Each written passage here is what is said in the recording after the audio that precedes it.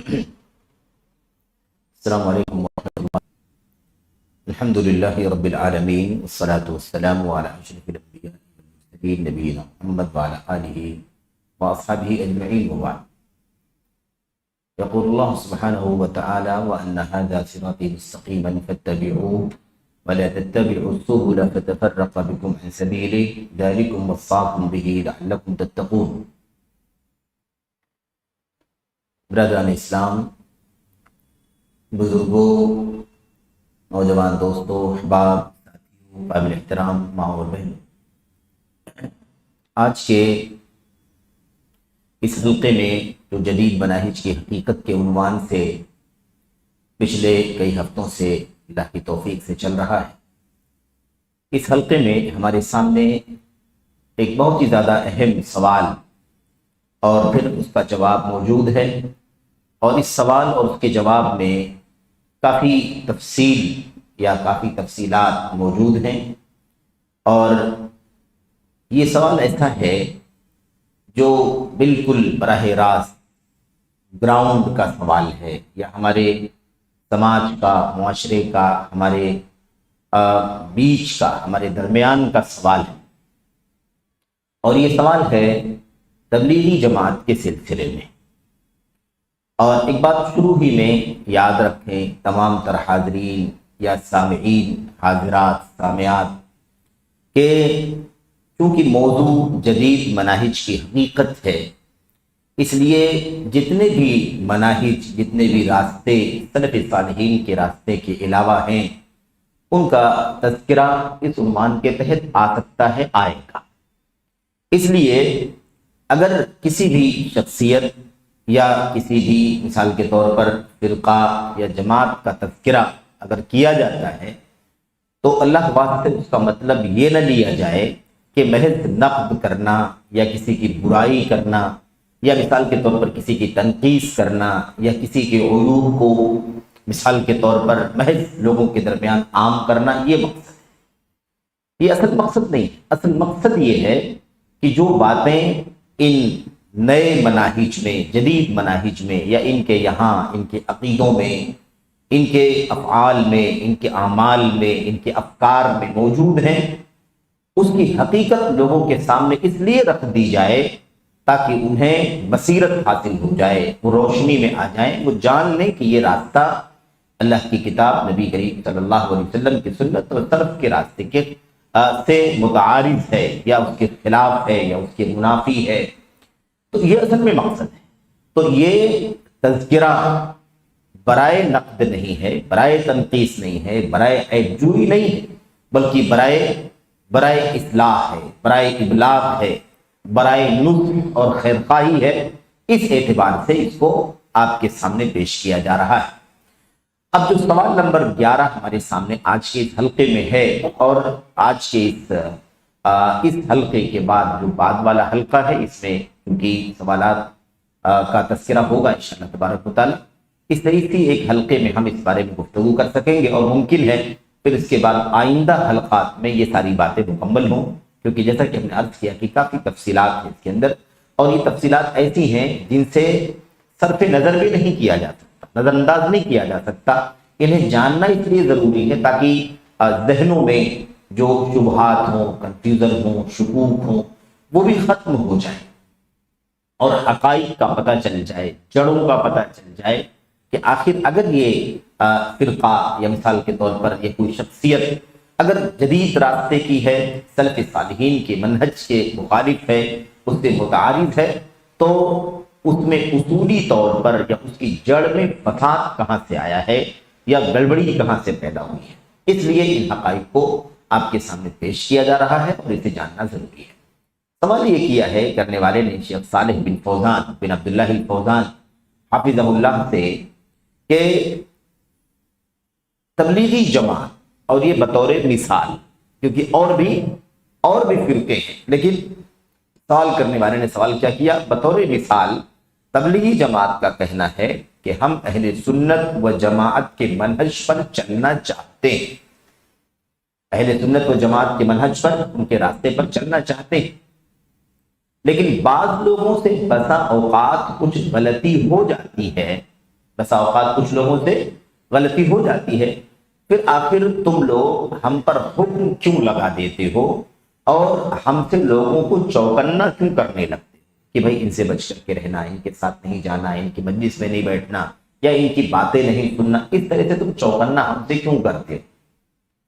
اب اس سوال کو آپ دیکھیں کہ اس سوال میں حقیقت میں سوال کرنے والے کی خیر خواہی، اس کی نیک نیتی، اس کی سوچ کتنی ستھری ہے آپ اندازہ لگا سکتے ہیں۔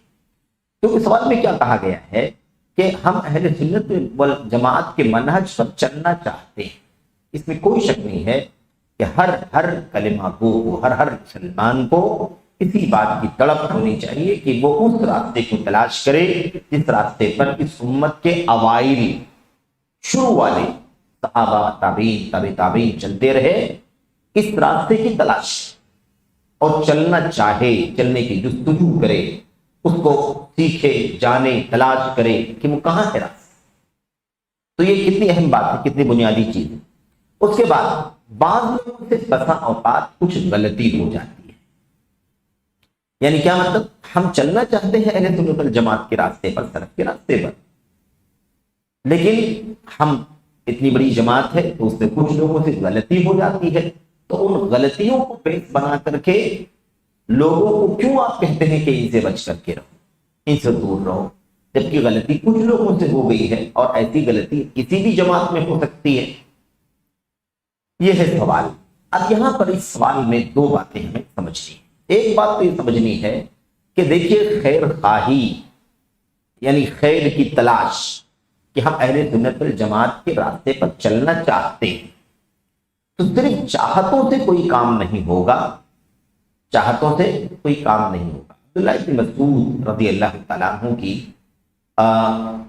وہ حدیث لمبی، اس سے پہلے ہم لوگ پڑھ بھی چکے ہیں، اس میں انہوں نے کیا کہا تھا؟ کم من مرید للخیر لن یصیبہ، کتنے ایسے بھلائی کے چاہنے والے ہیں جو ہرگز بھلائی کو نہیں پاتے۔ تو صرف چاہتوں سے نہیں ہوگا، سلف صالحین اہل سنت والجماعت کے راستے پر چلنا چاہتے ہیں۔ اور یاد رکھیں اہل سنت والجماعت کا راستہ آج فلاں نے اگر نام اپنی جماعت کا اہل سنت رکھ لیا ہے یا اہل سنت والجماعت رکھ لیا ہے، تو اس کا مطلب یہ نہیں ہے کہ وہ اہل سنت والجماعت ہے۔ صرف نام رکھنے سے وہ اس کا مصداق نہیں بن جائیں گے۔ اس کا مصداق کب بنیں گے؟ جب واقعی وہ سنت پر چلنے والے، جب واقعی وہ سنت پر جمنے والے ہوں، جیسے صحابہ کرام جمے ہوئے تھے، جیسے اللہ کے نبی کے صحابہ کے ساتھی تابعین جمے ہوئے تھے، جیسے ان کے بعد کے طبقے کے لوگ سنت پر متفق تھے، سنت پر اکٹھا تھے، سنت پر ڈٹے ہوئے تھے، اس سے ہٹتے نہیں تھے۔ جب تک اس راستے کو عملی طور پر ہم اپنی زندگی میں نہیں لائیں گے، عقیدے میں، معاملات میں، تصرفات میں، عبادات میں، اخلاق میں، کسی بھی چیز میں، تب تک ہم صحیح معنوں میں اہل سنت و جماعت نہیں کہلائیں گے۔ نام ہمارا ہوگا لیکن کام ہمارا اہل سنت والجماعت کا نہیں ہوگا۔ تو یہاں یہ بھی یاد رکھنا ضروری ہے کہ اس وقت دنیا میں جو اہل سنت والجماعت کہتے ہیں، کوئی بھی کہتا ہو، تو اس سے یہ لازم نہیں آتا کہ وہ اہل سنت والجماعت حقیقت میں عملی طور پر بھی ہوں، کیونکہ دعووں سے کوئی چیز ثابت نہیں ہوتی، ناموں سے کوئی چیز ثابت نہیں ہوتی، یا تشہیر سے، اعلان کرنے سے، چرچا کرنے سے کوئی چیز ثابت نہیں ہوتی، بلکہ وہ چیز عملی طور پر دیکھی جانے والی چیز ہے۔ کیونکہ ظاہر سی بات ہے کہ اہل سنت والجماعت کا نام یہ صرف کوئی اسٹیج بینر نہیں ہے، کوئی سائن بورڈ نہیں ہے، کوئی اعلان نہیں ہے یا کوئی دعایا نہیں ہے، بلکہ یہ کیا ہے؟ ایک زندگی ہے، دستور ہے عمل کا، عقیدے کا۔ تو جب ہم کہتے ہیں کہ اہل سنت و جماعت ہیں، اس کا مطلب یہ ہے کہ ہماری عقیدے، عبادات، معاملات، اخلاق، کردار، ایک عمل زندگی کا سنت کے مطابق ہو اور سنت پر جمے رہنے کی تصویر دکھائی دیتا ہو، تب جا کر کے ہم اہل سنت والجماعت ہوں گے۔ تو ناموں سے کچھ نہیں ہوتا ہے، ناموں سے کچھ نہیں ہوتا۔ اگر ناموں سے ہوتا تو پھر کافی ہو جاتا، پھر یہ سارے مسائل نہیں پیش کیے جاتے، اسے بولنے کی ضرورت نہیں رہتی۔ حضرت علی بن ابی طالب نے کہا تھا کلمۃ حق ارید بها الباطل، بات سچی ہے لیکن مقصد اس کا سچا نہیں ہے۔ تو بہرحال حقیقتوں کو دیکھا جائے گا، صرف اور صرف ظاہری چیزوں کو، نام کو، بینر کو نہیں دیکھا جائے گا، یہ چیز ہے۔ تو آج یہ دیکھ کر کے ہم نہیں فیصلہ کر سکتے کہ یہ اہل سنت والجماعت صحیح طور پر ہے. ان کے عمل، ان کے عقیدے، ان کے کردار میں اگر واقعی ہے سنت تو الحمدللہ اپنے نام کے مصداق ہیں، یعنی نام جیسا ہے ویسے ہی سچ مچ وہ اسی راستے پر چلنے والے. یہ چیز ہے. تو ایک بات تو یہ واضح کر دینا ضروری ہے کہ اچھا چلنا چاہتے ہیں تو چلنا اگر چاہتے ہیں تو چلنے کے لیے اس راستے کی تلاش کرنا ضروری ہوگا. اس راستے کو جاننے کے لیے ان اصولوں پر چلنا ہوگا جن اصولوں سے اہل سنت والجماعت کا راستہ ملتا ہے. یہ جاننا ضروری ہے. ورنہ ہم اپنی مرضی کے مطابق جس کو ہم فالو کریں، جس کے نظریے کو ہم اپنی زندگی میں لائیں، جس سے عقیدت رکھیں، جس سے ارادت رکھیں، جسے بڑا سمجھیں، جسے پیشوا سمجھیں، ہے نا، اور پھر ہم اس کی تعلیمات پر، اس کی دعوت پر، اس کی تحریروں پر یا اس کی تحریک پر ہم چل پڑیں تو اس بنیاد پر ہم اہل سنت والجماعت کے راستے کو نہیں پا سکتے. وہی راستہ جس پر اللہ کے نبی صلی اللہ علیہ وسلم نے وفات سے پہلے اپنے صحابہ کو چھوڑا، اس راستے کی نشر و اشاعت صحابہ کرتے رہے، اس پر چلتے رہے، اسی راستے پر چلیں گے تو اہل سنت و جماعت کہلائیں گے. یہ ضروری ہے. تو ایک بات تو یہ. دوسری بات یہ ہے کہ سائل یہ کہتا ہے، سوال کرنے والا، کہ ہم لوگ لیکن بعض لوگوں سے بسا اوقات کچھ غلطی ہو جاتی ہے. اس سے یہ سوال سے یہ ظاہر ہوتا ہے، ثابت ہوتا ہے کہ سوال کرنے والا یہ کہتا ہے کہ ہم لوگ صحیح معنوں میں حقیقت میں اہل سنت والجماعت کے منہج پر، ان کے طریقے پر چل رہے ہیں، کچھ لوگوں سے غلطیاں ہو جاتی ہیں. یہ حقائق کے خلاف ہے. یہ حقائق کے خلاف ہے. مسئلہ ایسا نہیں ہے. مسئلہ راستے کے فساد کا ہے، راستے میں گڑبڑی کا ہے. اگر راستہ یا منہج صحابہ کی طرف کا ہوتا اور کچھ لوگوں سے غلطی ہو جاتی تو کوئی مسئلہ بلا شبہ یہ تو ہے ہی ہے انسانوں کے اندر، کوئی بھی ہو. حضرات صحابہ کرام میں کہیں نہ کہیں چوک ہو گئی کہ نہیں چوک ہو گئی، کہیں نہ کہیں غلطی ہو گئی کہ نہیں غلطی ہو گئی، لیکن وہ اہل سنت والجماعت ہے، بلکہ اہل سنت والجماعت کی راہ کا راز ہے، اس کی اساس ہے، اس کی جڑ ہے، اس کی بنیاد ہے. تو یہ چیز تو کوئی عیب کی بات نہیں ہے. اگر راستہ اہل سنت کا ہو، راستہ اہل جماعت کا ہو تو کوئی مسئلہ نہیں. لیکن معاملہ یہ ہے کہ ایسا نہیں ہے. اصولوں میں، منہج میں یا ایسے ہی سلف صالحین کا جو اصل طریقہ ہے، اس طریقے کے دعوے میں وہ سچائی نہیں ہے یا وہ حقیقت پسندی نہیں ہے جو ہونی چاہیے. تو ایسا نہیں ہے. عملی کوتاہی نہیں ہے، عملی غلطی کا مسئلہ نہیں ہے، منہجی غلطی کا مسئلہ ہے، راستے کی گڑبڑی کا مسئلہ ہے. اس لیے یہ سوال جو کیا جا رہا ہے، سوال کرنے والے نے ایک جذبے کی بنیاد پر کیا ہے کہ ہم چاہتے ہیں کہ چلیں لیکن غلطی ہو جاتی. تو سب سے پہلی بات یہ ہے کہ ہم یہ نہیں کہا سوال کرنے والے کہ ہم چلتے ہیں اہل سنت والجماعت کے راستے پر، ہم میں سے کچھ لوگوں سے کوتاہیاں ہو جاتی ہیں. سوال یہ کہ ہم چلنا چاہتے ہیں. اس کا مطلب یہ ہے کہ بھی چاہت ہے چلنے کی، لیکن حقیقت میں وہ منہج، راستہ سلف کا، صحابہ کا جو سنت کا راستہ ہے، جماعت جس کو کہا جاتا ہے، وہ راستہ عملی طور پر ان کی زندگیوں میں نہیں ہے.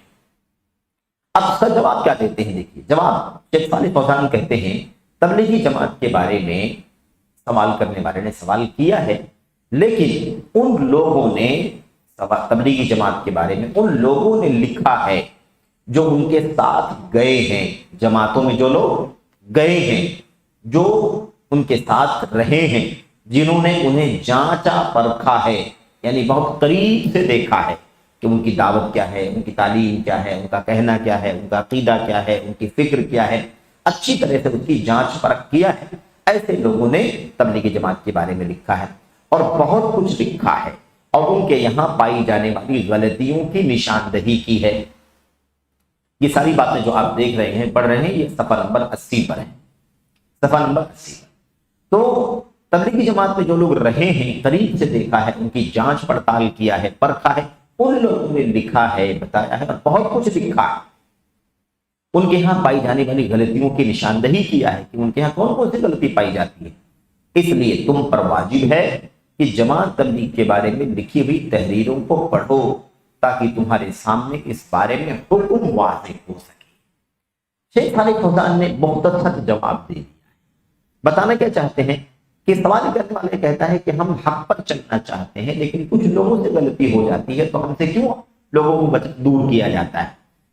مسئلہ تم جو کہتے ہو ایسا نہیں ہے۔ شیخ صالح فوزان کہتے ہیں کہ سوال کرنے والا جو کہہ رہا ہے اتنی سی بات نہیں ہے، بہت سارے لوگ جو جماعت تبلیغ میں رہ چکے ہیں، پرکھا ہے، دیکھا ہے ان کے عقیدے کو، عمل کو، ان لوگوں نے کتابوں میں لکھا ہے، ان لوگوں نے بیانات دیے ہیں، جو غلطیاں ان کے اس کو سمجھایا ہے، ان کو پڑھیں گے تو معلوم پڑے گا کہ تبلیغی جماعت کا واقعی منہج سلف پر، منہج اہل سنت والجماعت پر چل رہی ہے، واقعی ایسا ہی ہے، کچھ لوگوں سے عملی طور پر کوتاہی ہو گئی ہے، کیا ایسا ہی ہے یا ایسا نہیں ہے، بلکہ راستہ ہی، منہج ہی قابل اصلاح ہے۔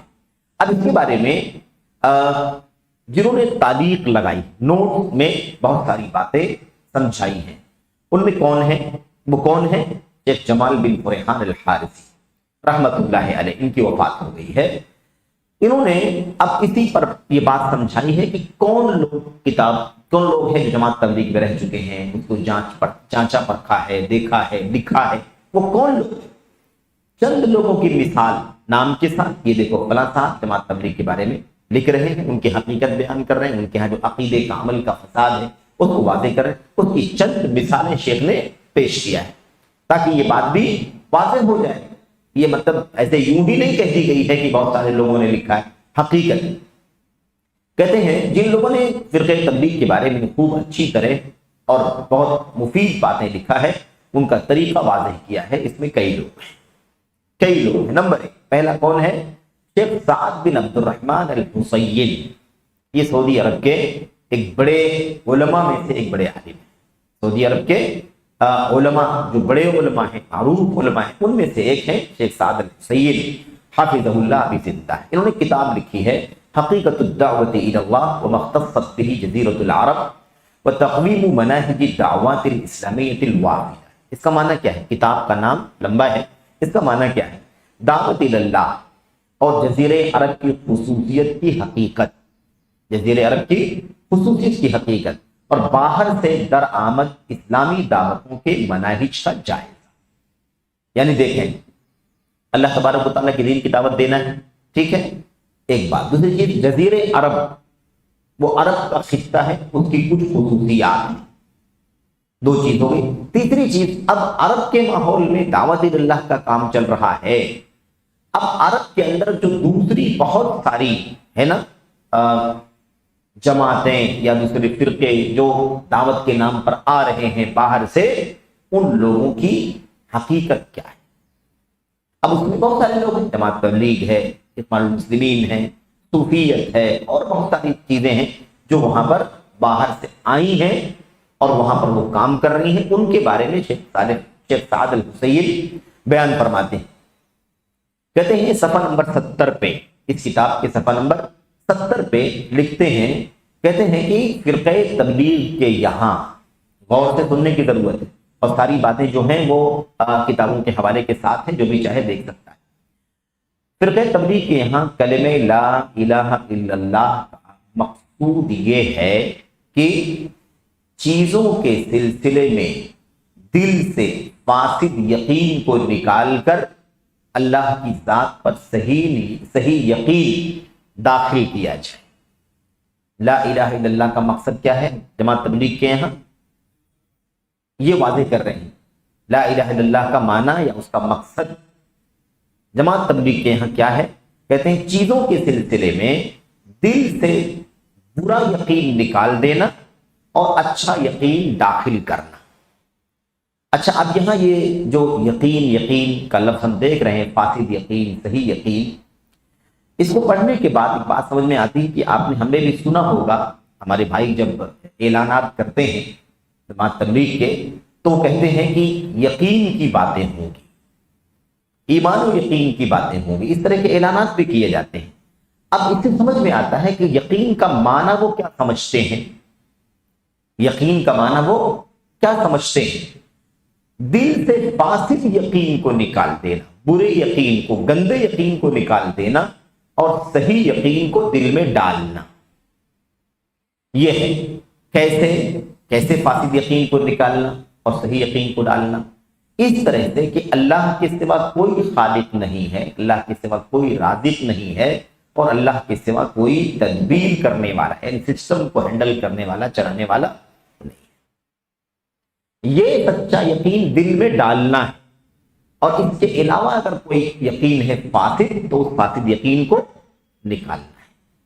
اب آپ دیکھیں کہ یہ جو بات ہے، غلط یقین کو، فاسد یقین کو نکالنا، صحیح یقین کو دل میں ڈالنا،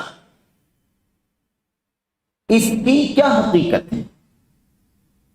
ہم اور آپ بار بار اللہ کی توحید کے بارے میں یہ پڑھ چکے ہیں کہ اللہ کی توحید کی، اللہ تبارک و تعالی کی توحید یعنی اللہ کو ایک ماننا، اکیلا تسلیم کرنا، 3 اعتبارات سے۔ جتنی عبادتیں ہیں وہ ساری کی ساری عبادتیں اللہ کے لیے ہیں، اکیلا اس کا مستحق صرف اور صرف اللہ تبارک۔ اس اعتبار سے اللہ کو اکیلا مانے، عبادتوں کے مستحق ہونے کے اعتبار سے اللہ ہی اکیلا ہے۔ دوسری چیز، اللہ تبارک و تعالی جو بھی کام دنیا میں ہوتے ہیں، جو بھی کام دنیا میں ہوتے ہیں، اس سارے کے سارے کام کون کرتا ہے؟ اللہ تبارک و تعالی۔ رات کرنا، دن کرنا، بیمار کرنا، موت دینا، زندگی دینا، بارش کرنا، غریبی، فقیری، جو بھی ساری چیزیں، تو جو بھی چیزیں دنیا میں رونما ہوتی ہیں وہ سب کے سب کون کرتا ہے؟ صرف اور صرف اللہ تبارک، اس میں اکیلا ہے۔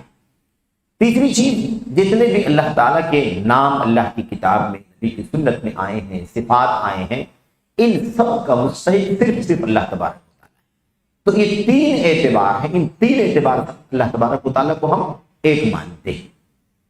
اس میں جو 2 چیزیں ہیں نا، کہ جو بھی دنیا میں ہوتا ہے وہ اللہ ہی کرتا ہے، اور اللہ تعالیٰ کے ناموں کا، صفات کا جو مسئلہ ہے، ان دونوں چیزوں میں جھگڑا بہت کم ہے۔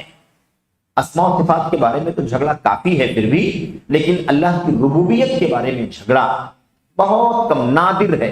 مطلب ایسے کم لوگ ملیں گے جو اس بارے میں اعتراض کرتے ہیں، مطلب فرعون جیسے لوگ، فرعون یا اس جیسے چند لوگ۔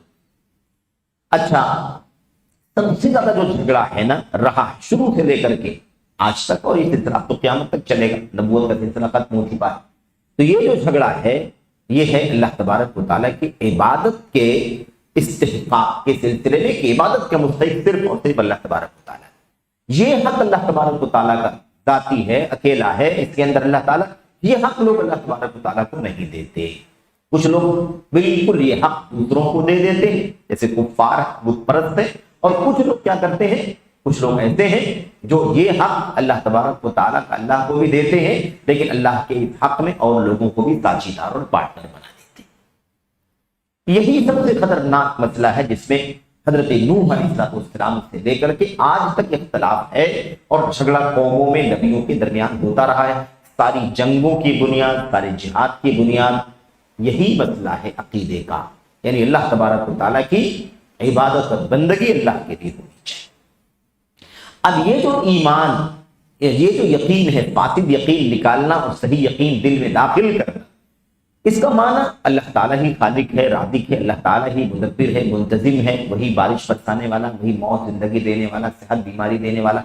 یہ عقیدہ اگر لا الہ الا اللہ کا معنی، عقیدے میں لا الہ الا اللہ کا مقصد اور معنی اگر یہی سمجھا جا رہا ہے، تو آپ سوچئے کہ یہ لا الہ الا اللہ کا معنی تو نہیں۔ لا الہ الا اللہ کا معنی، خیر اس بارے میں تفصیل سے پھر بات ہوگی کہ اس لفظ میں، کلمہ لا الہ الا اللہ کا معنی سمجھنے میں تقریباً 4 سے 5 ٹکڑے ہو گئے لوگوں کے۔ کسی نے اس کا معنی، ایک طبقہ اہل سنت والجماعت جو اس کا معنی بالکل صحیح سمجھتا ہے، لا معبود بحق الا اللہ، سچ مچ اگر کوئی عبادت کے قابل ہے تو صرف اللہ تبارک و تعالیٰ۔ اس کے علاوہ کوئی کہتا ہے لا موجود الا اللہ، اللہ کے سوا کوئی موجود نہیں ہے۔ کوئی کہتا ہے لا خالق الا اللہ، اللہ کے سوا کوئی خالق نہیں ہے۔ کوئی کہتا ہے لا رب الا اللہ، اللہ کے سوا کوئی رب اور دیکھ ریکھ کرنے والا نہیں ہے۔ کوئی کہتا ہے لا حاکم الا اللہ، اللہ کے سوا کوئی حاکم اور نظام سسٹم ہینڈل کرنے والا نہیں۔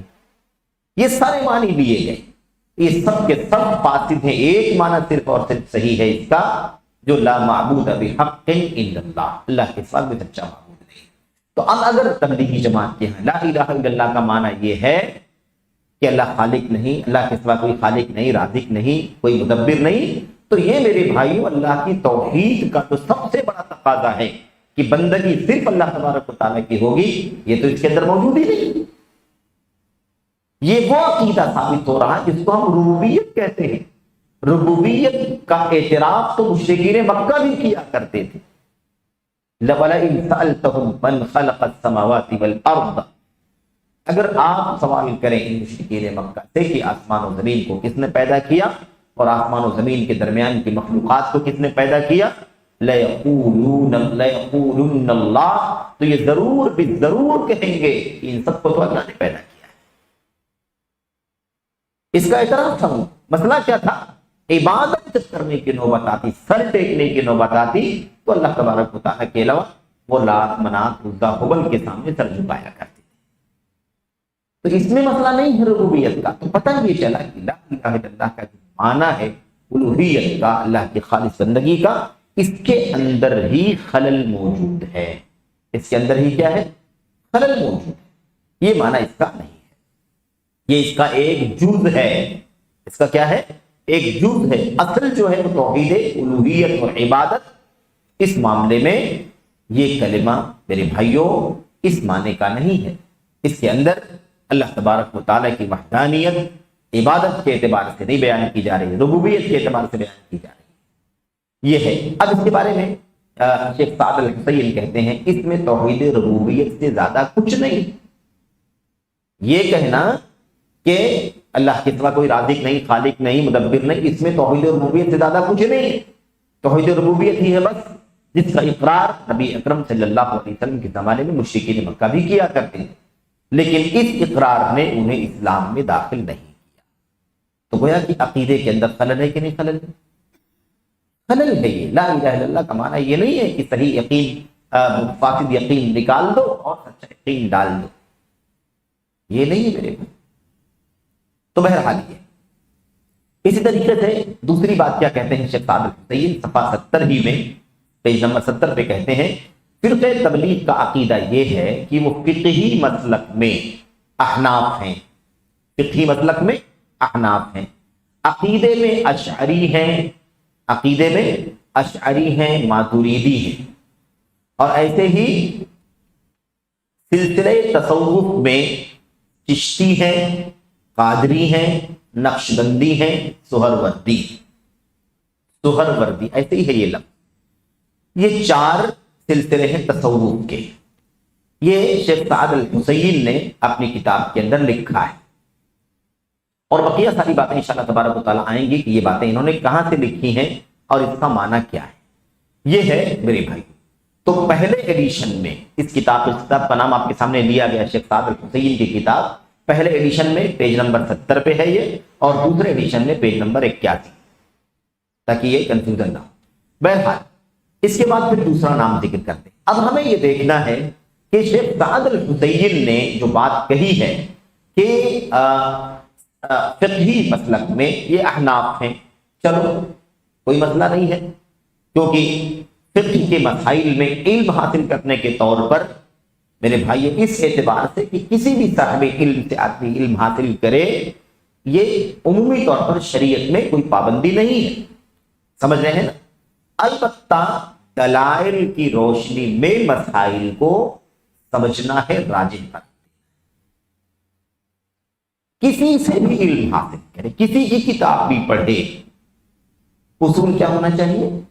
جو مسائل دلیل کے موافق ہیں، جو مسائل دلیل سے قریب ہیں، جن مسائل کا رجحان دلیل سے ثابت ہوتا ہے، اسی کو راجح قرار دیا جائے، اسی کو تسلیم کیا جائے، اسی پر عمل کیا جائے، اسی کا فتویٰ دیا جائے، چاہے وہ جس کی کتاب پڑھی جا رہی ہے اس کے موافق ہو یا اس کے مخالف، جس امام کے مسلک اور موقف کے مطابق کتاب پڑھی جا رہی ہے اور فقہی مسائل کو سیکھا جا رہا ہے، اس کے مطابق ہو یا مخالف ہو، اس سے کوئی مطلب نہیں ہے۔ ہمیں مسئلے کو دلیل کی روشنی میں راجح سمجھنا ہے، دلیل کی روشنی میں صحیح سمجھنا ہے۔ جو مسئلہ دلیل سے قریب ہے وہ صحیح، اس پر عمل کریں گے، چاہے وہ فلاں امام کے خلاف جائے یا فلاں امام کے موافق۔ اس اعتبار سے کوئی حرج نہیں، اس میں کوئی شدت نہیں برتنے کی ضرورت ہے کہ آپ حنفی کیوں ہیں یا حنفی مسلک سے آپ فقہ کا علم کیوں حاصل کرتے ہیں، اس میں شدت نہیں برتنا ہے، کیونکہ وہ ایک صاحب علم ہے، ایک امام ہے، کوئی مسئلہ نہیں، الحمدللہ انہی کی کتابوں کو پڑھ کر کے فقہ کا علم حاصل کرے، کوئی عیب کی بات نہیں، الحمدللہ۔ لیکن شرط یہی ہے کہ کوئی تعصب کسی شخصیت کا نہیں ہونا چاہیے۔ چھوٹا سے چھوٹا مسئلہ ہو، بڑا سے بڑا مسئلہ ہو، مسئلے کو دلیل کے مطابق ہمیں سمجھنا ہے، دلیل کے مطابق الحمدللہ، اور یہ نہیں کہ ہم کوئی چیز تھوپ رہے ہیں حضرت امام ابو حنیفہ رحمۃ اللہ علیہ کے اوپر یا ان کو فالو کرنے والوں کے اوپر، یہ مطلب نہیں۔ مطلب یہ ہے کہ خود امام رحمۃ اللہ علیہ نے، امام ابو حنیفہ رحمۃ اللہ علیہ نے یہ بات خود کہی ہے کہ دلیلوں سے باتوں کو سمجھو، دلیلوں کی بنیاد پر میری باتیں لوگوں تک پہنچاؤ۔ جسے میری دلیل کا علم نہیں کسی مسئلے میں، اس کے لیے اس مسئلے کو آگے بڑھانا درست نہیں ہے۔ میرے قول کے مطابق فتویٰ دینا جائز نہیں ہے جس کو میری دلیل کا پتہ، یعنی گویا کہ دلیل ہی بنیاد ہے امام ابو حنیفہ رحمۃ اللہ علیہ کے ہاں، صحیح حدیث ہی بنیاد ہے امام ابو حنیفہ رحمۃ اللہ علیہ کے ہاں۔ صحیح حدیث ملے تو وہ میرا مذہب ہے۔ تو میرا مذہب یعنی اگر حنفی مذہب، حنفی مسلک ہے تو حنفی مسلک کیا ہونا چاہیے؟ صحیح حدیث کے مطابق۔ صحیح حدیث آ گئی تو ابو حنیفہ کا مسلک، صحیح حدیث آ گئی تو امام شافعی کا مسلک، صحیح حدیث آ گئی تو امام مالک کا مسلک، صحیح حدیث آ گئی تو امام حنیفہ، امام احمد بن حنبل کا۔ یہ انہی کی تعلیم ہے، اس لیے ہمیں چاہیے کہ ہم اسی پر قائم رہیں۔ یہی اللہ کی کتاب کا حکم، یہی نبی کی سنت کا حکم، یہی صحابہ کرام کا طریقہ، اور اسی سلسلے کا امتداد، اسی پر چلتے ہوئے حضرت ابو حنیفہ رحمۃ اللہ علیہ نے بھی کیا کہا؟ صحیح حدیث ملے تو ہی میرا مسئلہ، میرے قول کو کے مطابق کسی بھی شخص کو فتویٰ دینا جائز نہیں ہے جب تک کہ اسے پتہ نہ ہو کہ میری دلیل کیا ہے۔ تو دلیل کا راستہ دکھا رہے ہیں، صحیح حدیث کا راستہ دکھا رہے ہیں، اس لیے یہ ضروری ہے کہ دلیل کے مطابق ہی مسئلے کو سمجھنا ہے، اسی کے مطابق راجح قرار دینا ہے۔ جو مسئلہ دلیل کے مطابق ہے، دلیل سے قریب ہے، اس پر عمل کرنا ہے۔ دنیا میں کسی کے بھی موافق ہو جائے، کسی کے بھی مخالف ہو جائے، کوئی سروکار نہیں ہے۔ ہمیں اللہ کی کتاب، نبی کی سنت کے دلیل کے مطابق، صحابہ کرام کے فہم کے مطابق مسائل کو سمجھنا، اس کے مطابق عمل کرنا۔ اس لیے پہلا جو نقطہ ہے، اس پر ہمیں کوئی اعتراض زیادہ اس معنی میں نہیں ہے کہ علم حاصل کرنے میں کوئی حرج نہیں۔ ہاں، مسلک کا تعصب کرے، طرفداری کرے، جمود اختیار کرے، صحیح حدیث کو پانے کے بعد، صحیح دلائل کے باوجود بھی امام ابو حنیفہ رحمۃ اللہ علیہ کے مسلک پر ڈٹا رہے، اڑا رہے، اس کا کوئی بھی میرے بھائیوں وجہ جواز نہیں شریعت کے اندر۔ نہ اللہ کی کتاب اس کی تائید کرتی ہے، نہ اللہ کے نبی کی سنت اس کی تائید کرتی ہے، نہ سلف صالحین صحابہ تابعین اس کی تائید کرتے ہیں، اور نہ ہی خود کوئی امام یا کسی امام کا قول اس بات کی تائید کرتا ہے، ہرگز نہیں۔ سارے ائمہ اس معاملے میں بری ہیں، اپنی ذمہ داری انہوں نے ادا کر دی ہے، یہ کہہ کر کے کہ ہم جو مسئلہ بتا رہے ہیں اس وقت جو علم ہمارے سامنے ہے اس کے مطابق بتا رہے ہیں۔ جب بھی تمہیں اس کے خلاف کوئی دلیل مل جائے، اس دلیل کے مطابق اس مسئلے پر عمل کرو، میری بات کو چھوڑ دو، میرے مسئلے کو چھوڑ دو، میرے مسئلہ کو چھوڑ دو۔ اس لیے ہمیں یہ بات سمجھ لینی چاہیے۔ اس کے بعد کہتے ہیں عقیدے میں اشعری ہیں اور ماتریدی۔ اب اگر ہم لوگ گزر جائیں ایسے کہ عقیدے میں اشعری ہیں، ماتریدی ہیں، نہ سمجھیں کہ اشعری ہیں تو کیا عیب کی بات ہے، ماتریدی ہے تو کیا عیب کی بات ہے، کیا چیز ہے، کون ہے یہ آخر، تو پھر بات سمجھ میں نہیں آئے گی کہ کیا عیب ہے۔ یا ایسے مثال کے طور پر سلسلے تصوف، صوفیت کے سلسلوں میں سے 4 سلسلوں کا میرے بھائی تذکرہ کیا گیا کہ یہ لوگ جو ہیں وہ سلسلے تصوف میں چشتی ہیں، قادری ہیں، اور اس کے علاوہ نقش بندی ہیں، دوہر وردی ہیں۔ تو یہ 4 سلسلے کیا ہیں، کون ہیں، کن کی طرف نسبت ہے، یہ کہاں کے رہنے والے تھے، کیا عقیدہ تھا ان کا، تب جا کر کے بات سمجھ میں آئے گی نا کہ اس میں کوئی عیب کی بات ہے یا اچھی چیز ہے۔ اس لیے ہمیں یہ بھی جاننا ضروری ہے۔ تو اب بتایا جا رہا ہے کہ تبلیغی جماعت کے سلسلے میں جن لوگوں نے کتابیں پڑھی ہیں، ان کے ساتھ رہ کر کے دیکھا، انہوں نے یہ حقیقتیں اپنی کتابوں کے اندر بیان فرمائی ہیں، تو ان کو پڑھنے کی ضرورت ہے۔ صرف عقیدت کی بنیاد پر، صرف محبت کی بنیاد پر یا ایک جذباتی طور پر کسی طرح کا کسی کا سپورٹ کرنا یا کسی کی جانبداری کرنا یہ روا اور مناسب نہیں ہے۔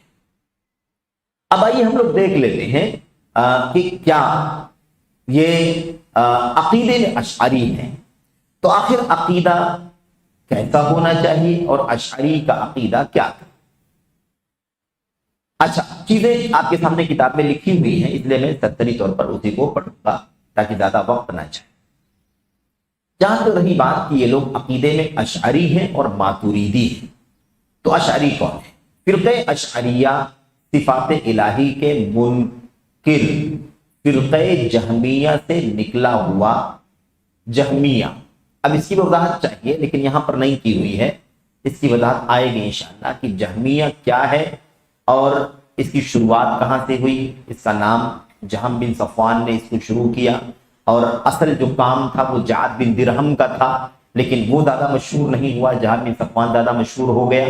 بہرحال تو وہ کون ہے، کیا ہے، اس کی وضاحت انشاءاللہ آئے گی۔ یہاں کیا معلوم پڑ رہا ہے کہ جہمی فرقہ جو ہے وہ اللہ کی صفات کا منکر فرقہ ہے، اللہ کی صفات کا انکار کرنے والا فرقہ ہے۔ اس فرقے کے سے بہت ساری شاخیں نکلی ہیں، بہت ساری برانچز نکلے ہیں۔ کسی نے ساری صفات کا انکار کر دیا، کسی نے کچھ کا انکار کیا، کسی نے کچھ کا انکار کیا، کسی نے کوئی نظریہ بنایا، اپنے نظریے کے مطابق کچھ صفات کو ثابت کیا، کچھ صفات کا انکار کر دی۔ تو اصل یہ ہے جہمیہ فرقہ، اور اس کے تحت بہت سارے فرقے نکلے ہیں۔ تو کہتے ہیں عقیدے کے باب میں یہ اشعری فرقہ عقیدے کے باب میں جہمی فرقے سے نکلا ہوا ایک عقل پرست بدعتی کلامی گمراہ فرقہ ہے۔ یہ سمجھنے کی ضرورت ہے کہ آخر اشعری فرقے کے اندر کیا عیب ہے، کیا مشکل ہے۔ سب سے پہلا مسئلہ کیا ہے؟ عقل پرستی۔ اب آپ دیکھیں عقیدے کے معاملے میں عقل پرستی کیسے چل سکتی؟ عقل پرستی تو ایکچولی شریعت میں نہیں ہے، صرف عقل کا استعمال کر کے عقل کی مدد سے اللہ کے دین کو سمجھنا، اسی کی پیروی، اسی کی پرستاری، یہ درست نہیں۔ تو عقل پرست ہے، یعنی عقیدے کے معاملے میں، اللہ کے ناموں کے معاملے میں، اللہ کے صفات کے معاملے میں کیا کرتے ہیں؟ وہ اپنی عقل پر اعتماد کرتے ہیں۔ عقل میں بات بیٹھ رہی ہے تو مان لیا اللہ کا نام ہے، اللہ کی صفت ہے، اور اگر نہیں بیٹھ رہی ہے تو انکار کرتے ہیں۔ ایسے ہی بدعتی یعنی نیا طریقہ، جو طریقہ اللہ کے اسماء و صفات کے سلسلے میں اللہ کی کتاب، نبی کی سنت اور صحابہ کرام کا تھا، اس طریقے سے ہٹ کر کے ایک نیا طریقہ ان لوگوں نے ایجاد کر دیا۔ کلامی جو بات آئی ہے نا، کلام، ابھی آئے گی بات، متکلمین، اہل کلام، اس طرح کے الفاظ جب آئیں گے نا، یہاں بھی آیا ہے کلامی، تو اس کا مطلب یہی ہوتا ہے کہ یہ لوگ اپنی لاجک کا استعمال کرتے ہیں، اپنی عقل کا، اپنی سوجھ بوجھ کا، اور اپنی ذہانت کا، فطانت کا، قیاس کا، رائے کا استعمال کر کے جو لوگ اپنی باتوں کو، دین کی باتوں کو ثابت کرتے ہیں، ان لوگوں کو عمومی طور پر اہل کلام کہا جاتا ہے۔ یعنی کتاب و سنت کی دلیلوں کو بنیاد بنانے کے بجائے اپنی رائے، قیاس، نظریہ، فکر، عقل، اس کو بنیاد بناتے ہیں۔ سرسری طور پر اس کا معنی یہ ہے۔ گمراہ فرقہ ہے، یعنی سلف صالحین کے راستے سے ہٹا ہوا ہے۔ یہ امام ابو الحسن اشعری رحمۃ اللہ علیہ کی طرف منسوب ہے۔ اشعری کس کی طرف منسوب ہے؟ امام ابو الحسن اشعری رحمۃ اللہ علیہ کی طرف منسوب ہے۔ اب رحمۃ اللہ علیہ ہم کہہ رہے ہیں نا، اس کی وجہ ہے، اس کی وجہ یہ ہے کہ بعد میں یہ تائب ہو گئے تھے، توبہ کر کے اہل سنت والجماعت میں آ گئے تھے۔ امام احمد بن حنبل رحمۃ اللہ علیہ کے عقیدے کا اعلان کیا تھا کہ میں اسی عقیدے پر چل رہا ہوں جو عقیدہ کتاب و سنت کا ہے، جس کی دعوت امام احمد بن حنبل رحمۃ اللہ علیہ دیتے ہیں، لیکن ان کے جو ماننے والے تھے وہ اسی عقیدے پر قائم رہے، پکڑ کر کے اس پر بیٹھے رہے۔ اچھا، امام ابو الحسن اشعری کی وفات کب ہوگی؟ 324 میں ان کی وفات ہوئی ہے۔ ابو الحسن اشعری پہلے معتزلی تھے، معتزلی، اب اس کی بھی تفصیل آئے گی انشاءاللہ تبارک و تعالی، اور ہو سکتا ہے کہ عقیدے کے اسماء و صفات کے باب میں جتنے فرقے ہیں ان فرقوں کا سرسری تعارف ہم لوگ مستقل طور پر ایک دو سیشن میں پڑھیں، تاکہ جان پائیں کہ یہ کون ہے، کہاں سے نکلا ہے، اس کی کیا عقائد ہے، اور اہل سنت والجماعت کے خلاف اس کی وضاحت ہو جائے۔ تو اعتزال، معتزلی تھے، معتزلی الگ تھلگ ہو جانے والے کو کہتے ہیں۔ اس کے پیچھے ایک واقعہ ہے، اس واقعے میں ہے نا واصل الگ ہو گئے تھے، اس لیے اس کا نام معتزل پڑ گیا، معتزلی فرقے کا نام پڑا۔ عقیدے کے باب میں، اسماء و صفات کے باب میں یہ فرقہ یہ بھی اپنی عقل کا دخل دیتا ہے، عقل کا استعمال کرتا ہے۔ تقریباً 40 سال کی عمر تک اسی پر قائم رہے۔ کتنے سال تک؟ 40 سال تک ابو الحسن अशअरी अकीदे पर चलते रहे। जब उन्हें अपनी मौक़िफ़ की गलती समझ में आई कि मेरा जो मौक़िफ़ है वो गलत, मौक़िफ़ क्या था, आ रही है बात आगे, तो इत्तिदाल छोड़कर यानी मुअतज़िला के अकीदे से निकलकर अब्दुल्लाह बिन सईद बिन कुल्लाब, ये और दूसरी शख्सियत है, दूसरा नाम है, जिसके नाम से भी एक फिरका कुल्लाबिया के नाम से मशहूर हुआ, कुल्लाबी फिरका। ये अब्दुल्लाह बिन सईद बिन कुल्लाब के नाम से जो फिरका कुल्लाबिया था, इस फिरके में शामिल हो गए। अब ये वही है ना कि पूरे तौर पर अभी अहले सुन्नत वल जमात के अकीदे पर नहीं आ सके, वहां फसाद समझ में आया, दूसरे फिरके में शामिल हुए, उस फिरके में भी फसाद। अब फिरके कुल्लाबिया के अकायद भी बहुत कुछ है, उसका भी तज़किरा इंशाअल्लाह तबारक व तआला बाद में आएगा, क्योंकि अभी हम दूसरे मौजू पर गुफ्तगू कर रहे हैं, इसलिए हम उसी पर तरकीब करते हैं। ये फिरका अल्लाह की सिर्फ 7 सिफात को साबित करता है, ये है फसाद। कौन सा फिरका? कुल्लाबिया नहीं, अशअरिया की बात चल रही है, ये तो बीच में वजाहत की बात आ गई। फिरका अशअरिया कितनी सिफात को साबित करता है? सिर्फ 7 सिफात।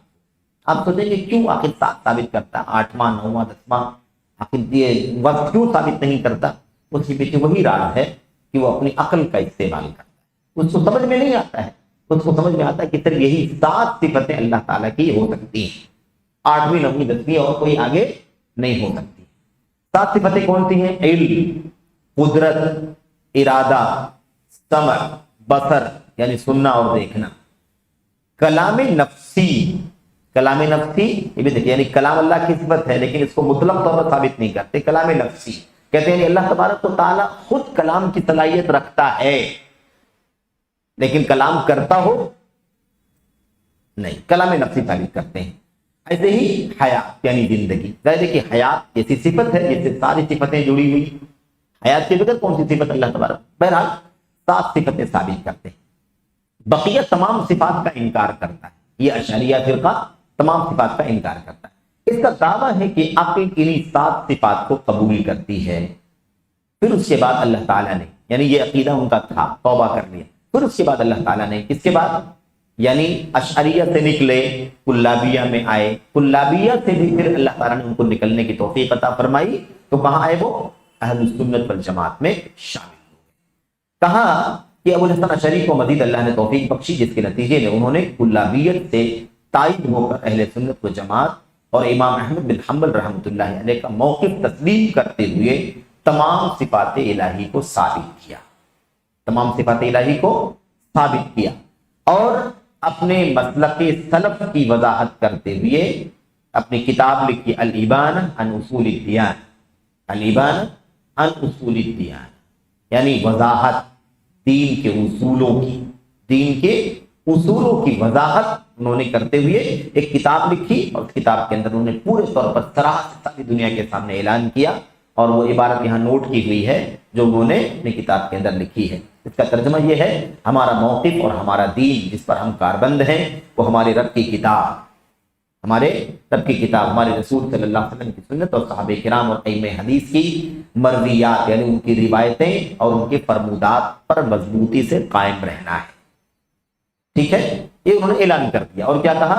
हम इस पर मजबूती से कायम हैं और वही बात कहते हैं जो इमाम अहमद बिन हंबल कहते हैं, है ना, और उनके कौल के मुखालिफ बातों के मुखालिफ, उनके कौल के खिलाफ जितनी बातें हैं हम उसके मुखालिफ हैं, क्योंकि वो फाजिल इमाम और कामिल रईस यानी सरदार हैं सबसे, क्योंकि अहले सुन्नत वल जमात के इमाम कहलाते हैं छोटी के, और कई किताबें इमाम अहमद बिन हंबल रहमतुल्लाह अलैह की अकीदे के बाब में है ना, और अकीदे के बाद में गुमराह फिरकों पर रद्द में भी किताबें, अर्रद्द अलल जहमिया, जहमिया की तरदीद, और जहमिया की तरदीद का मतलब ये होता है कि जितने फिरके अस्मा और सिफात के बाद में गुमराह हैं सबकी तरदीद हो जाए, क्योंकि जहमिया असास इनकार सिफात की जड़ वही से, फिर अब इसके अंदर कुल्लाबियां हैं, इसके अंदर अशअरिया हैं, इसके अंदर फलां हैं, फलां सब बातें आएंगी, तो ये सब के सब मरदूद करार पाते हैं जहमिया की तरदीद करने से।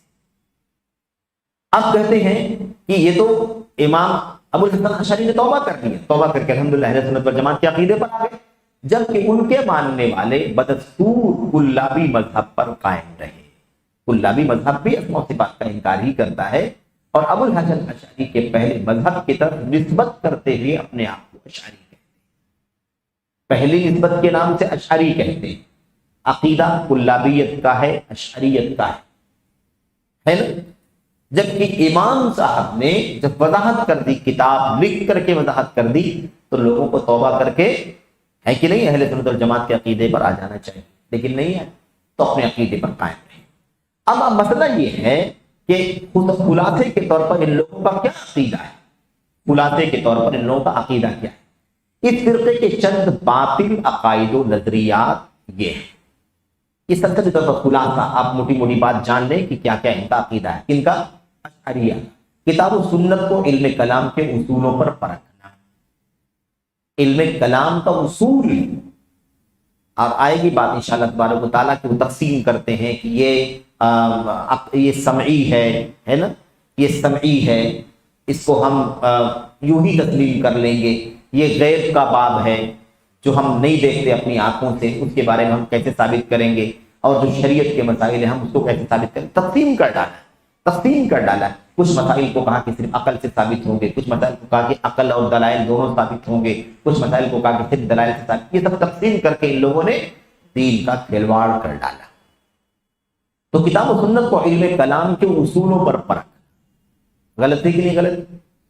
किताब और सुन्नत को किताब और सुन्नत के उसूलों पर परखा जाएगा।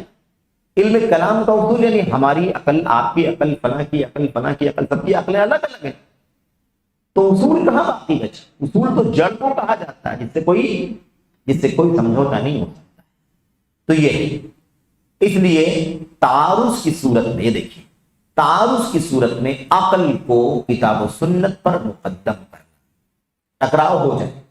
कुरान ये कहता है, सुन्नत ये कहती है, हमारी अकल इसके खिलाफ कहती है, तो इसको आगे करेंगे कि अकल को आगे करेंगे? कुरान सुन्नत को आगे करेंगे, लेकिन इसका नजरिया क्या है? अकल को आगे करेंगे। तो ये है इनका नजरिया। अकीदे के बाद में अहादीसे आहाद कबूल ना करना, अकीदे के बाद में अहादीसे आहाद, आहाद किसे कहते हैं? जिस चीज को, जो चीज हमें एक सनद से मिले, यानी अगर अकीदे की कोई बात एक सिका काबिल एतमाद मोतबर रावी, जिसके हाफिजे में कोई खलल नहीं है ना, हाफिजा बिल्कुल मजबूत है, अकीदे में कोई फसाद नहीं, ना अदालत की कोई कमी है और ना हाफिजे में कोई प्रॉब्लम। अगर कोई बात अकीदे की बयान करता है लेकिन उस बात को बयान करने में वो अकेला है, तो क्या अकीदा है इनका? इनका अकीदा है कि उस बात को नहीं मानेंगे। क्यों भाई, क्यों नहीं मानेंगे? एक नहीं 50 दलाइल हैं कि एक शख्स सिर्फ 2 शर्तें पाई जाए, अदालत और हाफिजा, कोई मसला ना हो, सूरत में अकेले की बात पर भी हम क्या करेंगे? यकीन करेंगे, चाहे वो मसला अमल का बयान कर रहा हो या मसला अकीदे का बयान। कितनी दलीलें, बहुत सारी दलीलें मौजूद है, उसका ये मौका नहीं है, वरना फिर बात तब्दील हो जाएगी। खैर, तो ये उनका नजरिया है, ये भी खिलाफ है। कहते हैं कि इनमें और इनमें से गजाली, जामी वगैरह सूफी फिक्र के हामिलीन का दीन के मसाइल में कश्फो करामात और ज़ौक़ो विजदान को नस पर तरजीह देना। यानी क्या मतलब? मतलब ये है कि ये फिरका जो है ना, इस फिरके में कुछ और भी लोग हैं, यानी अलग फिरका बना लिया, अलग नजरिया बना लिया है। जैसे मिसाल के तौर पर गजाली हैं और जामी, ये लोग ऐसे हैं जिनकी फिक्र में तसव्वुफ है, और तसव्वुफ की बुनियाद क्या जानते हैं? तसव्वुफ की बुनियाद है वहम, ख्यालात। वो चीज आपको दिखाई नहीं दे रही है, बस वो ख्याल के अंदर है, जो बयान हो रहा है और हम समझ रहे हैं, हमारे दिल में आ रहा है। इस तरह आप मोटे तौर पर समझ सकते हैं। इनका क्या नजरिया है? ये जामी और गजाली जो हैं, इनका जो सूफियत वाला नजरिया था, इस नजरिए की वजह से इन लोगों ने क्या कर दिया है? दीन के मसाइल में कश्फो करामात को बहुत ज्यादा ऊंचा दर्जा हासिल है। कश्फ करामात यानी मतलब पर्दे खुल जाना, दिल में कोई चीज आना शुरू हो जाना, जहन में कोई चीज उतरना शुरू हो जाना।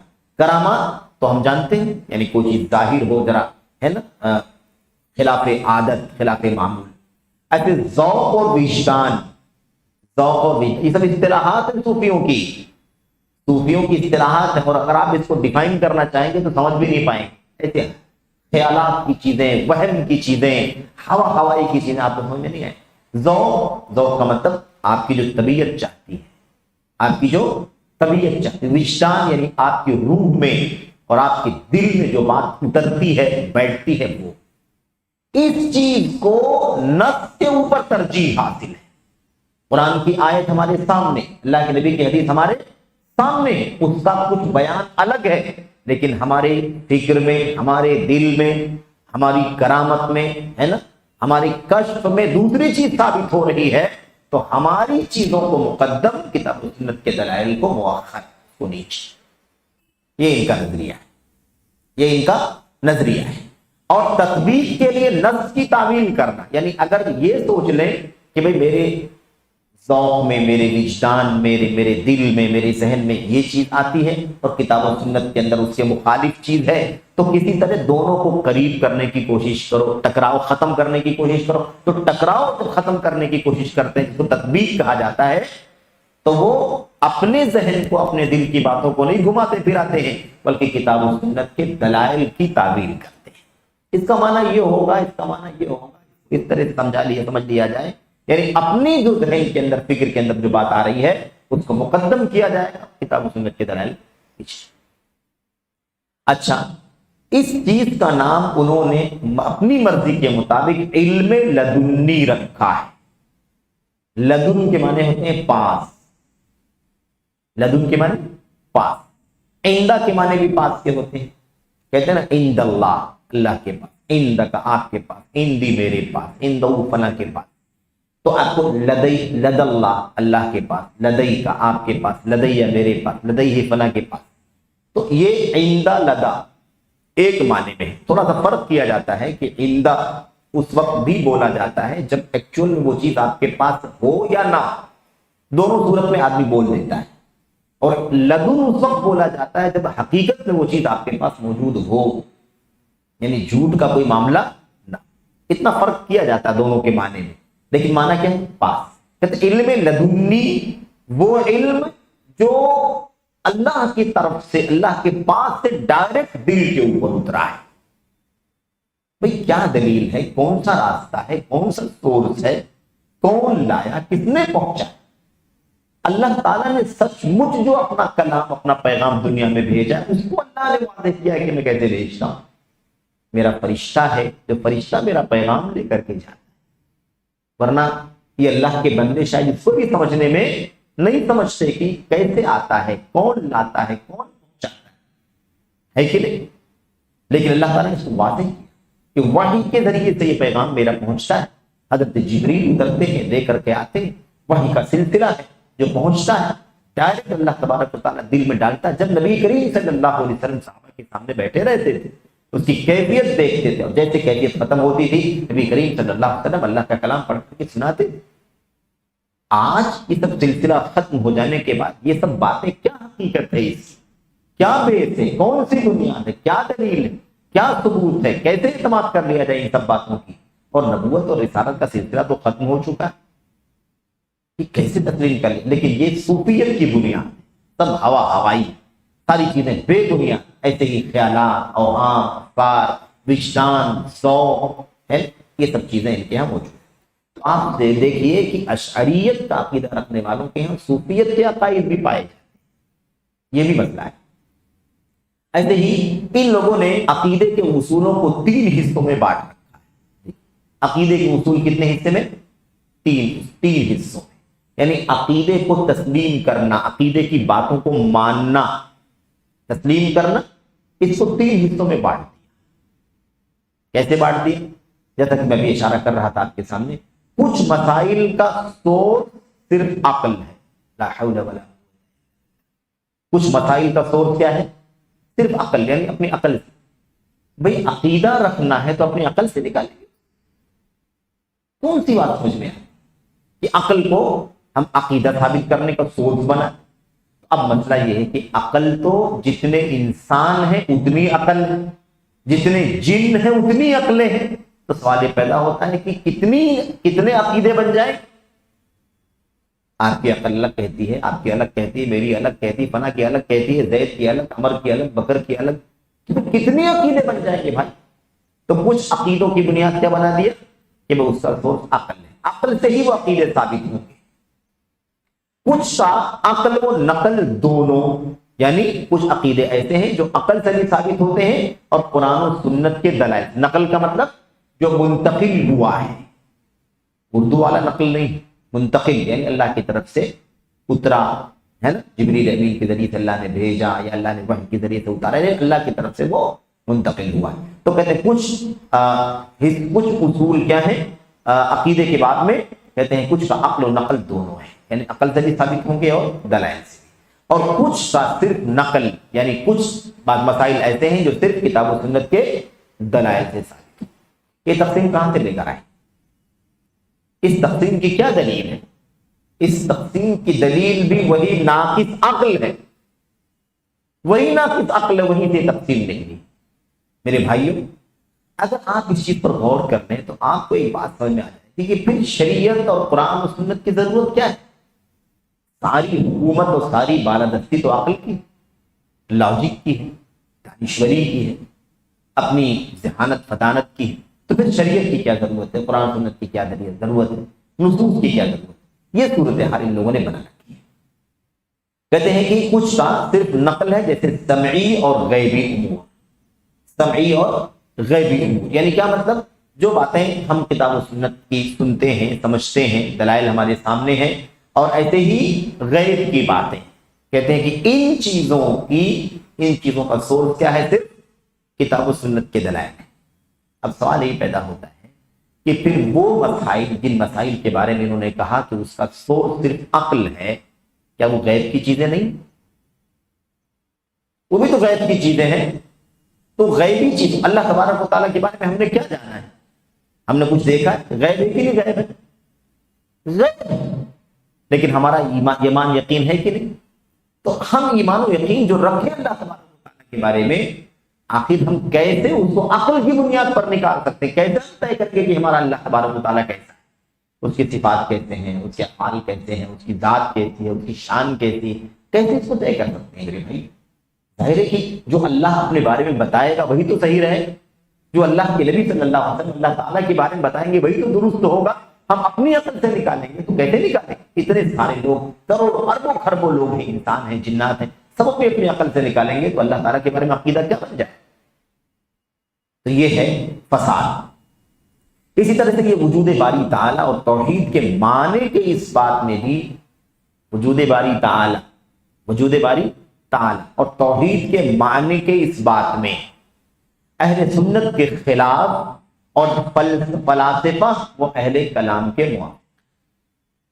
اہل سنت کے خلاف اور فلسفیوں کے، یعنی وہی ہے نا ذہانت فطانت اپنی دانشوری، اس کے ذریعے سے جو ثابت کرنے والے ان کے موافق ہیں. اسی طرح سے اشاعرہ اللہ کی خبری صفات، اللہ کی خبری صفات کون سی ہوتی ہے؟ جس میں کوئی جو اللہ تبارک و تعالیٰ کی ذات سے تعلق رکھتے ہیں. اللہ تعالیٰ کے لیے آنکھ، اللہ تعالیٰ کا ہاتھ، اللہ تبارک و تعالیٰ کی پڈلی ہے، اللہ تبارک و تعالیٰ کا رخ مبارک، رخ کریم. یہ ہے کیا کہتے ہیں؟ اشاعرہ اللہ کی خبری صفات، جیسے چہرہ، ہاتھ، آنکھ، دایاں ہاتھ، پیر ہے نا، انگلیاں، بلندی، استوا، ان تمام چیزوں کی بھی وہ کیا کرتے ہیں؟ تعویل کرتے ہیں، یعنی اس کے معنی کو گھماتے ہیں، اس کے معنی کو، اس کو ٹیڑھا کرتے ہیں، اصل معنی سے پھیر کر کے اس کا دوسرا معنی ثابت کرنے کی کوشش کرتے ہیں. اور دوسرا کیا ہے؟ تفویض کا عقیدہ رکھتے ہیں. تفویض کسے کہتے ہیں؟ تفویض کہتے ہیں معنی ثابت نہیں کرنا، بلکہ معنی کو اللہ کے حوالے کر دینا. جیسے ابھی اللہ تعالیٰ کے لیے آیا ہوا ہے خلقتہ بیدی، اللہ نے فرمایا کہ میں نے آدم کو اپنے دونوں ہاتھوں سے پیدا کیا. اب اگر ہاتھ کا معنی ثابت کریں تو ٹھیک ہے، اور نہیں ثابت کرتے ہیں تو یا تو تعویل کرتے ہیں، اپنے دونوں ہاتھوں سے پیدا کیا، کوئی کہتا ہے اپنی قدرت سے میں نے پیدا کیا، ایک تعویل ہو گیا یہ. اور ایک ہوتا ہے یہ کہنا کہ اللہ تعالیٰ نے آدم کو کے بارے میں فرمایا علیہ السلام کے بارے میں کہ میں نے آدم کو اپنے دونوں ید سے پیدا کیا. کس سے پیدا کیا؟ یدیہ، دو ید سے. ید کا معنی کیا ہے نہیں معلوم، اللہ جانتا ہے. الفاظ ثابت کرنا، اس کا معنی اللہ کے سپرد کر دینا. تو کیوں بھائی؟ اللہ تبارک و تعالیٰ نے قرآن کریم عربی میں نہیں اتارا ہے. یہ لفظ ید کا جس کے معنی ہاتھ کے ہوتے ہیں، کیا یہ لفظ عرب کے لوگ استعمال نہیں کرتے تھے؟ عرب کے لوگ بولتے تھے، عرب کے لوگ سمجھتے تھے، انہی کی زبان میں قرآن اترا ہے. تو پھر آخر اگر وہ معنی ثابت نہیں کرنا ہے تو اس لفظ کے ساتھ عرب کو مخاطب کرنے کا فائدہ. سمجھ رہے ہیں؟ اس لیے جو معنی اس کا عربی زبان میں ہے وہ معنی ثابت کیا جائے. تفویض بھی کیا ہے؟ انکار کی ایک شکل ہے. تفویض بھی انکار کی ایک قسم ہے. تو یہ ہے ان کا طریقہ، یا تو تعویل کرتے ہیں یعنی معنی کو گھماتے ہیں، پھیرتے ہیں اصل معنی سے، اور یا تو کہتے ہیں کہ اس کا معنی اللہ کے حوالے، ہم اس کا معنی ثابت نہیں کریں. یہ ہے میرے بھائیوں فرقہ اشعریہ کے موٹے موٹے عقائد. اب آپ بتائیے کتنا فساد ہے اس کے اندر، کتنا فساد ہے. اچھا، اس کی بڑی بڑی شخصیتوں کے نام بھی لکھے ہوئے ہیں، چند بڑے نام ہیں، جیسے ابو بکر باقلانی ہیں، ابو اسحاق شیرازی ہیں، ابو اسحاق اسفرائیلی ہیں، ابو المعالی جوینی امام الحرمین ہیں، ابو حامد غزالی جن کا نام بہت لیا جاتا ہے. غزالی صاحب کا تذکرہ آئے گا. امام ابو حامد غزالی طوسی کے عقائد کیسے تھے، ان کی کتاب احیاء علوم الدین کو تو بہت بڑی کتاب مانا جاتا ہے. آئے گی بات انشاءاللہ کہ وہ کتاب اس کی کیا حقیقت ہے. ایسے امام فخر الدین رازی جس کو فخر الرازی کے نام سے ہم جانتے ہیں، ان کی تفسیر موجود ہے تفسیر الکبیر کے نام سے. بہرحال یہ وہ چند شخصیات ہیں جو اس عقیدے کے رکھنے والے بارز نام ہیں، نمایاں. نیچے حوالے لکھے ہوئے ہیں کہ کتاب، یہ باتیں آپ کو جو ملی ہیں یہ باتیں کہاں کہاں سے، کون کون سی کتاب سے لی گئی. اب آپ دیکھیے، اب آئیے پہلے نقطے پر اور بات انشاءاللہ مکمل ختم کریں گے سیشن، کہ اس جماعت تبلیغ کا جو عقیدہ ہے وہ کیا ہے کہ فقہی مسائل میں، فقہی مسلک میں احناف ہیں، بات ہو چکی ہے اس کے بارے میں. عقیدے میں اشعری ہیں اور ماتریدی ہیں، ماتریدی کا عقیدہ آگے آ رہا ہے. یہ اشعری کے بارے میں. اب آپ بتائیے کہ عقیدے میں اشعری ہیں تو یہ عقائد ہے اشعریہ، یہ اشعریہ کے عقائد ہیں. اب کوئی یہ نہ کہے کہ یہ سب کس نے دیکھا ہے، کہاں لکھا ہوا ہے، ایسا تو کچھ دکھائی نہیں دیتا ہے. مسئلہ یہی ہے نا کہ عمل تو ہے نہیں کہ آپ کو دکھائی دے گا. یہ عقیدہ ہے. یہ کیا ہے؟ عقیدہ ہے. ہاں کبھی کبھی کچھ چیزیں آپ کو دکھائی دے دیں گی لیکن عام طور پر آپ کو دکھائی نہیں دے گی. لیکن دکھائی کہاں دیں گی؟ کتابوں میں، تحریروں میں، وہاں دکھائی دیں گی. بیانات میں آپ کو ملیں گی. کسی خاص مسئلے میں موقف اور اسٹینڈ جب بیان کرنا ہوگا وہاں آپ کو نظر آئے. تو یہ چیز ہے. مسئلہ یہ ہے کہ عمل جو ہے نا، عمل یہ تو سامنے دکھائی دینے والی چیزیں ہیں، اور اس کی بات آ چکی ہے کہ وہ فقہی مسائل میں مسئلے کے حنفی مسلک پر یا احناف ہیں، اور وضاحت ہو چکی ہے کہ علم حاصل کرنے میں کوئی قباحت نہیں ہے، بس تعصب نہیں ہونا چاہیے. دلائل کے ساتھ مسائل، ندور مع الدلیل حیث دار. سلف کہتے تھے کہ ہم دلیل کے ساتھ چلتے ہیں، جہاں دلیل چلے ہم بھی جاتے ہیں. دلیل کے ساتھ، بس اور کچھ نہیں ہونے والا. تو بہرحال یہ ہے اشعریہ کے. اندازہ لگا سکتے ہیں کہ اگر یہ جماعت عقیدے میں اشعری ہے تو پھر اس کا عقیدہ کیا ہے، اس کا عقیدہ کیا ہے.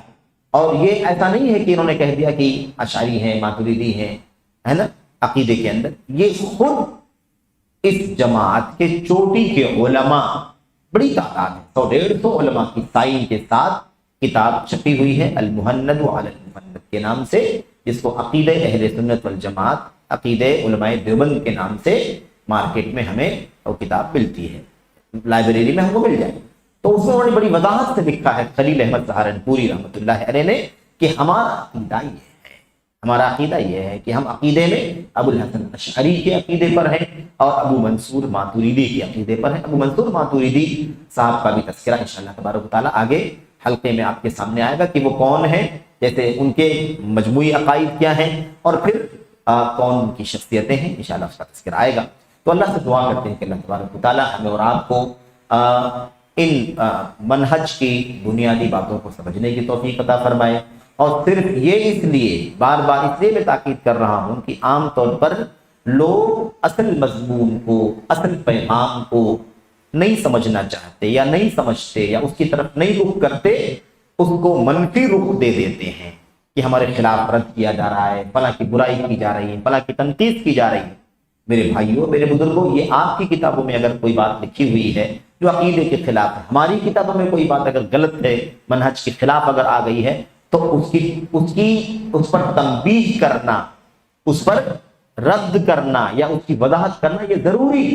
یہی وجہ ہے کہ ہم اپنی بھی کسی کتاب کے اندر کوئی بھی موقف کتاب و سنت کے خلاف دیکھتے ہیں تو الحمدللہ اس پر حاشیہ نمبر لگا کر کے اس کے نیچے اس کی وضاحت کر دیتے ہیں کہ یہ موقف کتاب و سنت کے خلاف ہے، یہ موقف مرجوع ہے، یہ موقف دلائل سے ثابت نہیں ہوتا، یہ مؤلف کی غلطی ہے، یہ فلاں عالم کی غلطی ہے، ان سے چوک ہو گئی ہے. بشری انسان سے غلطی بالکل ہو سکتی ہے، لازمہ ہے بشریت کا. تو ہم سارے ادب کے ساتھ، سارے احترام کے باوجود بھی کسی کی دلیل کو چلنے دیں، اس لیے کہ بہت محترم ہے. یہ سلف صالحین کا موقف نہیں، یہ سلف صالحین کا منہج نہیں. سلف صالحین کا منہج جس کو ہم منہج سلف کہتے ہیں، اور اس منہج کے علاوہ دوسرے منہج کو ہم جدید منہج کہتے ہیں، اس کی وجہ یہی ہے کہ میرے بھائیوں، اصل منہج سلف جو ہے اسی کی تائید کی جائے گی. لکھنے والا، بولنے والا کوئی بھی ہو، اس کے خلاف کسی مسئلے میں اس کی تائید نہیں کی جائے گی. اس کو اس غلطی میں معذور سمجھا جائے گا، اللہ سے رحمت کی مغفرت کی دعا کی جائے گی، اور اس غلطی کو چھوڑ دیا جائے گا. صحیح موقف پر جو دلیلوں سے ثابت ہوتا ہے اس پر عمل کیا جائے. یہ ہے اللہ کی کتاب اور نبی کی سنت اور صحابہ تابعین کے طریقے کے لیے تعصب، حق کے لیے تعصب کا راستہ ہے. اور اگر اس سے ہم ہٹے تو ہم حق کا تعصب کرنے کے بجائے شخصیت کا تعصب، امام کا تعصب، بڑے کا تعصب، اپنے محبوب کا تعصب، اپنے عقیدت والے کا تعصب کرنا شروع کر دیں گے. اور یہ کتاب و سنت کی تنقید ہے، رب ذوالجلال کی تنقید ہے، نبی کریم صلی اللہ علیہ وسلم کی تنقید ہے، اور صحابہ کرام اور تابعین جن کو اللہ تبارک و تعالیٰ نے دنیا والوں کے لیے آئیڈیل بنایا ہے، ان کے راستے اور ان کے منہج کو چھوڑ دینے کا میرے بھائیوں یہ ذریعہ ہے. تو اللہ سے دعا ہے کہ اللہ تعالیٰ نے اور آپ کو اس سے بچنے کی توفیق عطا فرمائے، اور ان حقیقتوں کو منصفانہ انداز میں اور نصح اور خیرخواہی کے انداز میں اور جذبہ خیر کے ساتھ اس کو پڑھنے کی، سننے کی اور سمجھنے کی اور عمل کرنے کی اللہ تعالیٰ توفیق عطا فرمائے. آمین رب العالمین. وصلی اللہ وسلم وبارک علی نبینا محمد وعلی آلہ وصحبہ اجمعین. السلام علیکم ورحمۃ اللہ.